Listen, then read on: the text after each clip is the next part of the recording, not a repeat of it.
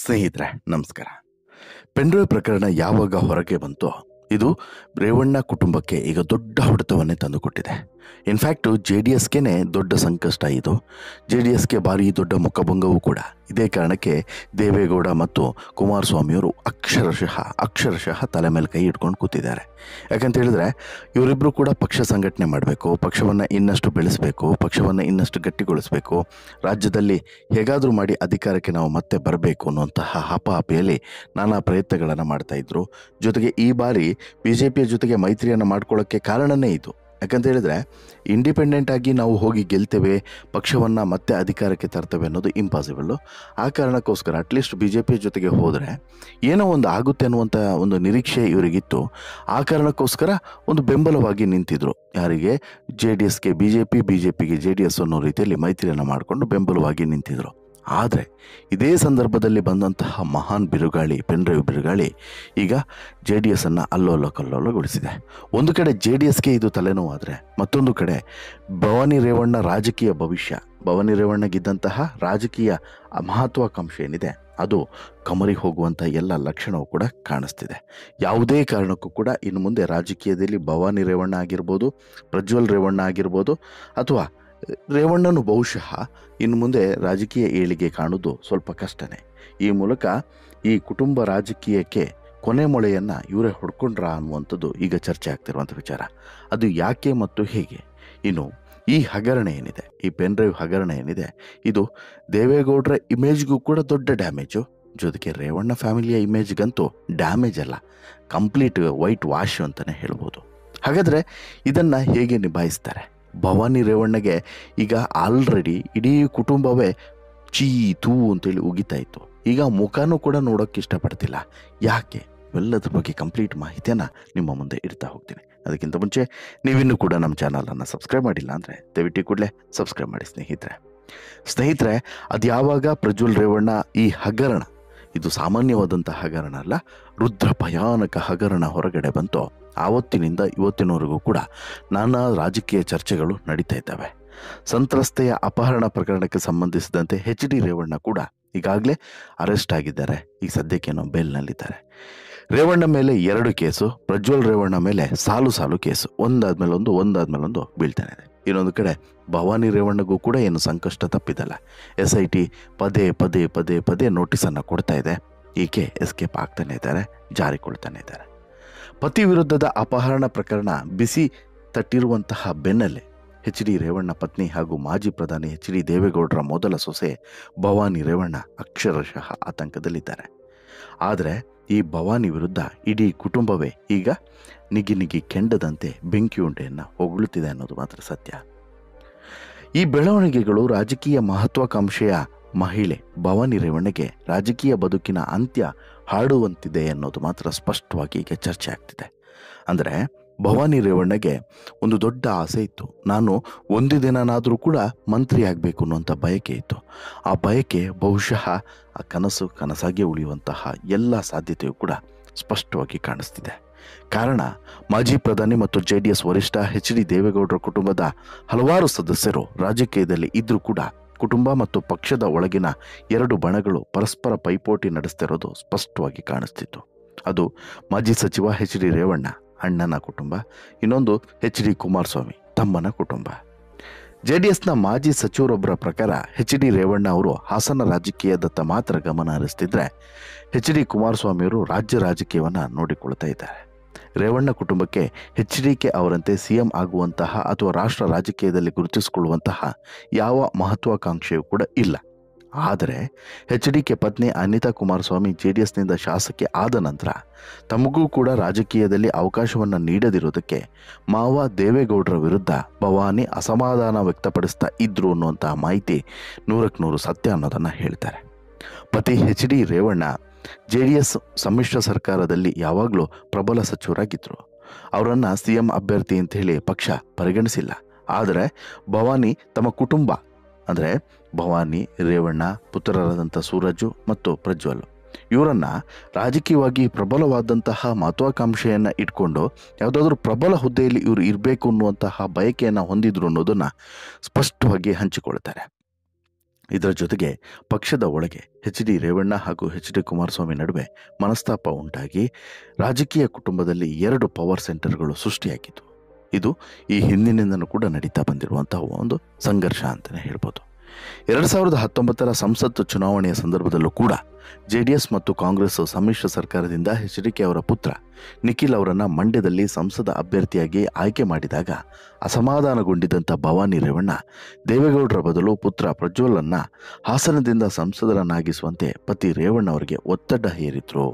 ಇಲ್ಲವಾದರೆ ಅವತ್ತು ಸ್ವಲ್ಪ ಮಿಸ್ ಆಗಿದ್ರು ಕೂಡ ಆ ಕಡೆ ಈ ಕಡೆ ಆಗ್ತಿತ್ತು ಅನ್ನೋದು ಈಗ ಗೊತ್ತಾಗ್ತಿರುವಂಥ ವಿಚಾರ. ಕೊನೆಗೆ ಒತ್ತಡಕ್ಕೆ ಮಣಿದಂಥ ದೇವೇಗೌಡರು ತಮ್ಮ ತವರು ಕ್ಷೇತ್ರವಾದಂಥ ಹಾಸನ ಕ್ಷೇತ್ರವನ್ನು ಮೊಮ್ಮಗ ಪ್ರಜ್ವಲ್ಗೆ ಬಿಟ್ಟುಕೊಟ್ಟು ತುಮಕೂರು ಲೋಕಸಭಾ ಕ್ಷೇತ್ರದಿಂದ ಸ್ಪರ್ಧಿಸಿದ್ರು. ಪರಿಣಾಮ ಸೋತರು. ಹಾಸನದಲ್ಲಿ ಪ್ರಜ್ವಲ್ ಗೆದ್ರೆ ತುಮಕೂರಿನಲ್ಲಿ ದೇವೇಗೌಡರು ಮಕಾಡೆ ಮಲಗಿದ್ರು. ಆದರೆ ಭವಾನಿ ಅವರ ಈ ನಡೆ ಹಾಸನದ ರಾಜಕೀಯದಲ್ಲಿ ರೇವಣ್ಣ ಕುಟುಂಬದ ಹಿಡಿತ ಸಿಗುವಂತೆ ಮಾಡಿತು.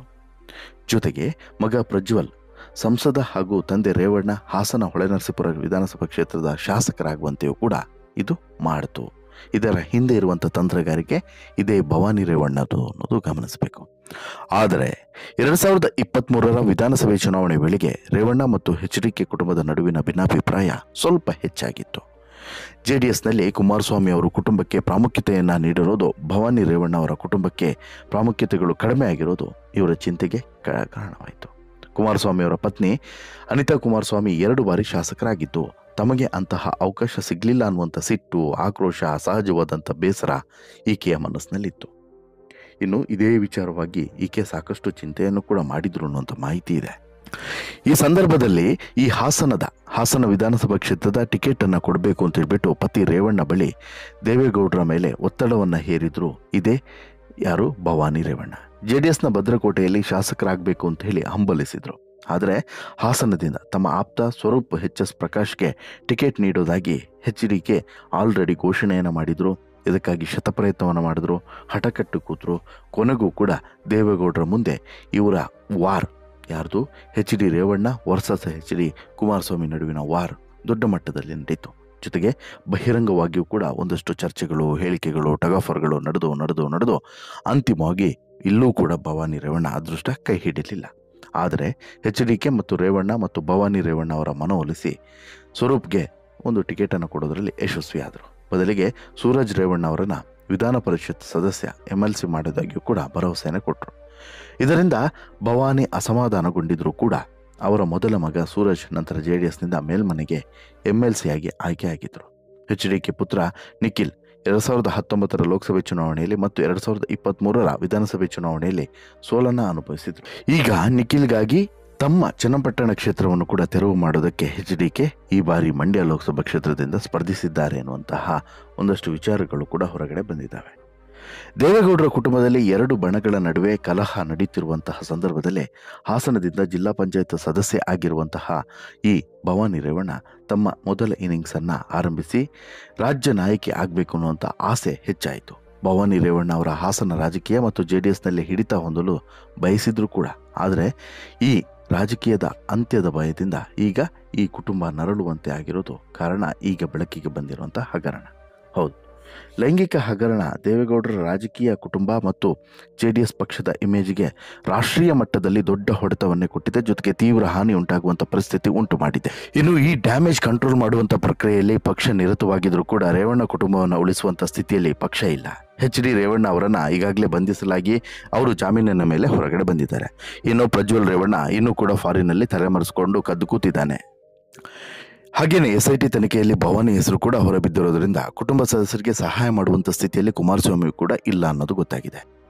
ಇದೀಗ ತಮ್ಮ ಕುಟುಂಬವನ್ನು ಉಳಿಸುವಂತಹ ದೃಷ್ಟಿಯಿಂದ ಕಾನೂನು ನೆರವನ್ನು ಪಡೆಯೋದಕ್ಕೆ ಭವಾನಿ ತಮ್ಮ ಭಾವಮೈದ HDK ಬಳಿ ಸಹಾಯವನ್ನು ಕೋರಿದ್ದಾರೆ ಎನ್ನುವಂಥ ಮಾಹಿತಿ ಇದೆ. ಪ್ರಕರಣ ಬಯಲಾದ ಬಳಿಕ ರೇವಣ್ಣ ಕುಟುಂಬದಿಂದ ಬೇರ್ಪಟ್ಟಿರೋದಾಗಿಯೂ ಕೂಡ ಇದೇ HDK ಹೇಳಿದರು.